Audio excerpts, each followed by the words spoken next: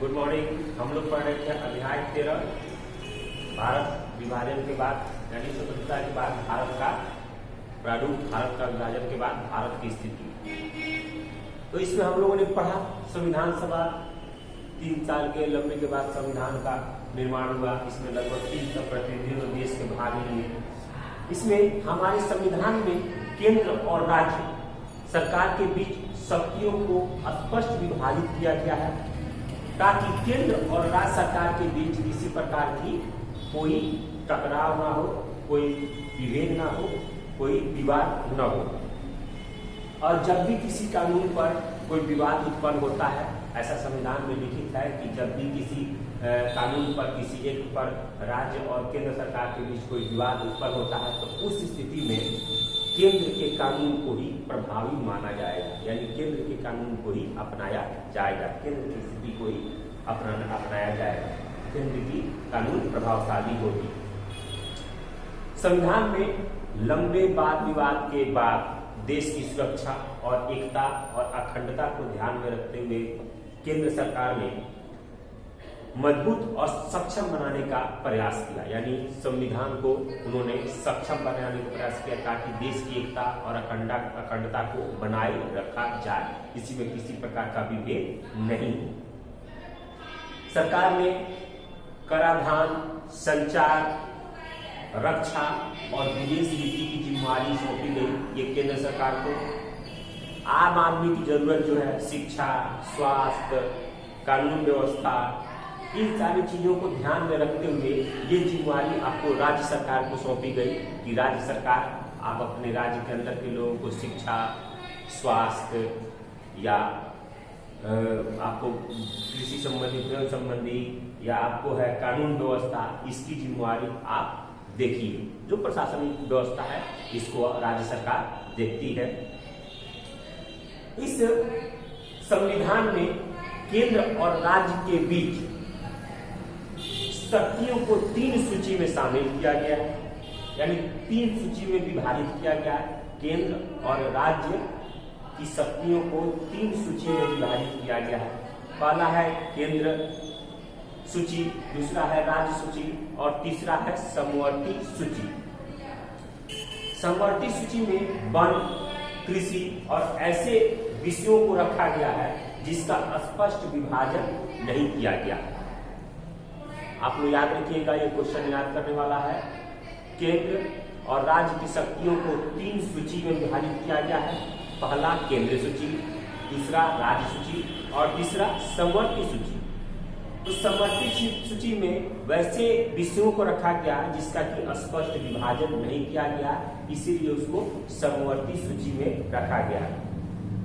और समवर्ती सूची में जिन विषयों को रखा गया है उस पर कानून बनाने का अधिकार राज्य और केंद्र दोनों को है, यानी समवर्ती सूची में जो भी विषय है उस पर राज्य और केंद्र सरकार दोनों कानून बना सकते हैं। लेकिन अगर किसी कानून पर कोई मतभेद होता है, कोई विविध होता है, कोई विवाद होता है, तो उस स्थिति में केंद्र सरकार के कानून को ही प्रभावी माना जाएगा, उसी को प्रभावशाली माना जाएगा, उसी को अपनाया जाएगा। केंद्र संविधान की जब बात हो रही थी तो उसमें बहुत सारे संविधान सभा में लोग थे जो केंद्र के हित को ही प्रधानता देते थे, यानी उनका ये मानना था कि केंद्र का सरकार जो प्रभावी होगा, मजबूत होगा, तो पूरे देश के विकास में वो सबसे अधिक सहायक होगा, सबसे अधिक वो मजबूत होगा। लेकिन कई सदस्यों ने राज्यों को अधिक बल या अधिक मजबूती प्रदान करने की भी बात दी। उन्होंने अधिक मजबूती राज्यों को देने की बात कही। क्योंकि सदस्यों का मत था अलग अलग, कुछ सदस्य केंद्र सरकार को मजबूत बनाने का प्रयास में थे, कुछ सदस्य आपको राज्य सरकार को मजबूत बनाने के प्रयास में थे। ऐसी उनका कहना था कि वर्तमान व्यवस्था में लोकतंत्र दिल्ली में ही केंद्रित है, इसलिए बाकी देश इसी भावना और अर्थ साकार नहीं हो रहा है। यानी उनका कहना था कि दिल्ली में ही सारी लोकतंत्र केंद्रित है, इसलिए भारत के अन्य देश इस भावना और इस अर्थ से साकार नहीं हो पा रहा है। तो उनका ये मानना था कि कहीं ना कहीं देश के केंद्र को, राज्य को अलग अलग स्वायत्ता दी जाए, अलग अलग कानून की प्रधानता दी जाए, जिससे कि वो अलग अपना कानून बना पाए। कुछ सदस्यों का राय था। संविधान में एक और समस्या थी भाषा को लेकर कि संविधान में किस भाषा को भारत में अपनाया जाए। तो भाषा को लेकर चूंकि समस्या थी ये कि दक्षिण भारत में अलग तरह की बोली जाने वाली भाषा थी, वो भाषा दिक्कत कर रही थी। उसमें आपको बहुत सारे ऐसे लोग थे जो भाषा को थोपने का प्रयास नहीं चाहते थे, यानी हमारे दक्षिण भारत के कई ऐसे नेता थे उस समय, राष्ट्रवादी नेता, जिन्होंने ये कहा कि अगर हम पर भाषा, हिंदी भाषा थोपी गई तो हम अलग हो जाएंगे, हम अपने राज्य को अलग कर लेंगे। तो जिसमें आप थे टीटी कृष्णमाचारी थे, उन्होंने कहा कि अगर हम पर हिंदी भाषा थोपी गई तो हम इस राज्य से अलग हो जाएंगे। तो हिंदी को राजभाषा का दर्जा मिला, राष्ट्रभाषा का दर्जा तो मिला, लेकिन जितने भी काम काज है उसकी भाषा अंग्रेजी ही रखी गई, कामकाज करने की भाषा अंग्रेजी भी रखी गई। जैसे आप देखते हैं न्यायालयों वगैरह में, कोर्ट वगैरह में जो भी भाषा होती है वो आपको इंग्लिश में होती है।